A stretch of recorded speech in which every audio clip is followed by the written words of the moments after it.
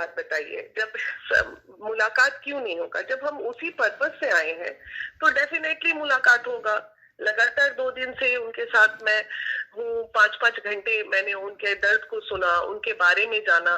एक तरफा तो कोई चीज हम नहीं दिखा सकते ना समाज को। मेरा कार्यक्रम था, सब लोग जान रहे थे। हमारी मीटिंग जो है दिसंबर में ही होनी थी इसके ज्योति एंड पवन के मुद्दे पे। ज्योति से बात भी हुई थी इस मैटर। हेलो दोस्तों, आप लोग कैसे हैं? आई होप आप लोग बहुत ही अच्छे होंगे। अभी अभी एक अपडेट सामने निकल के आया है महिला मंच के अध्यक्ष बीना मानवी जी का। बीना मानवी अभी गई हुई है मुंबई। उन्हें पवन सिंह से मिला और उनकी सारी दुख भरी कहानियां सुनी। का कहना है कि एक तरफा बात हम समाज को नहीं परोस सकते जब तक दोनों तरफ की कहानियां न सुन ले। दोस्तों, बीना मानवी जी क्या कुछ कह रही है पवन सिंह के बारे में, ये सारी बातें हम आप लोगों को सुनवाते हैं। इससे पहले आप लोग मेरे वीडियो को लाइक और चैनल को सब्सक्राइब करना बिल्कुल भी नहीं भूलिएगा।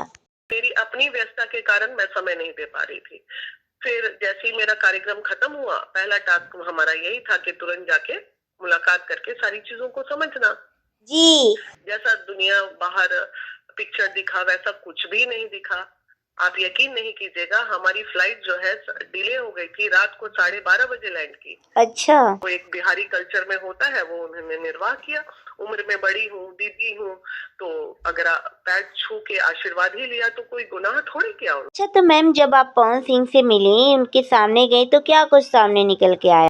देखिए, अब 4-5 घंटे की जब बात होती है तो डेफिनेटली बहुत कुछ निकला होगा, लेकिन हर चीज को सार्वजनिक किया जाए ये जरूरी नहीं है। बस यही पर्दे में बातें रहे और हमारा जो मकसद है कि चीजों को शॉर्ट आउट करके आगे बढ़ा देना, क्योंकि बात जब चलेगी तो दूर तलक जाएगी। तो इन सब चीजों में हम लोग ना पड़ते हुए एक समाज में अच्छाई परोसने का काम करें। छिया लेदर करने से तो कोई फायदा है नहीं।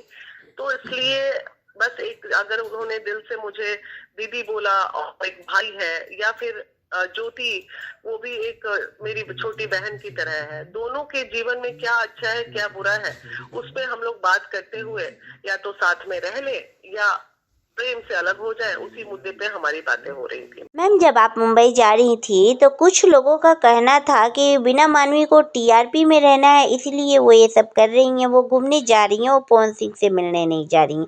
इस पे आप क्या कहेंगे? दुनिया को दिखाने के लिए नहीं करते हैं, हम अपनी आत्मा की संतुष्टि के लिए करते हैं। हमने सब चीज सुना, सब चीज देखा, सब चीज जाना।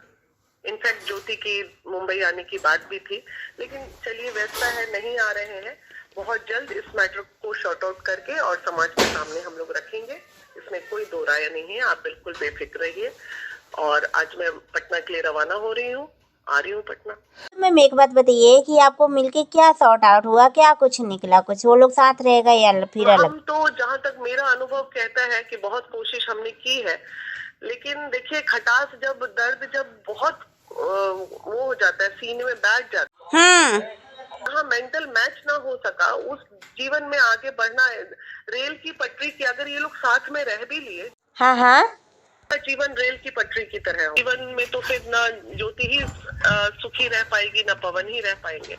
तो रेल की पटरी की तरह समाज के प्रेशर में अगर उन्होंने ज्योति को रख भी लिया तो दिक्कत है। और अभी तो मामला बस वही है, 3 करोड़ और एक फ्लैट पे। हाँ हाँ, देखिए, बहुत जल्द इसका निर्णय हम आपके सामने रखेंगे। ओके मैम, बहुत बहुत धन्यवाद आपका। तो पवन सिंह और ज्योति सिंह के तलाक मैटर में जो कुछ भी अपडेट अभी तक निकल के आया वो हम आप लोगों को सुनाए। इस वीडियो पे आप लोगों का क्या राय है कमेंट करके बताएं। मिलते हैं नेक्स्ट वीडियो में, तब तक के लिए बाय बाय।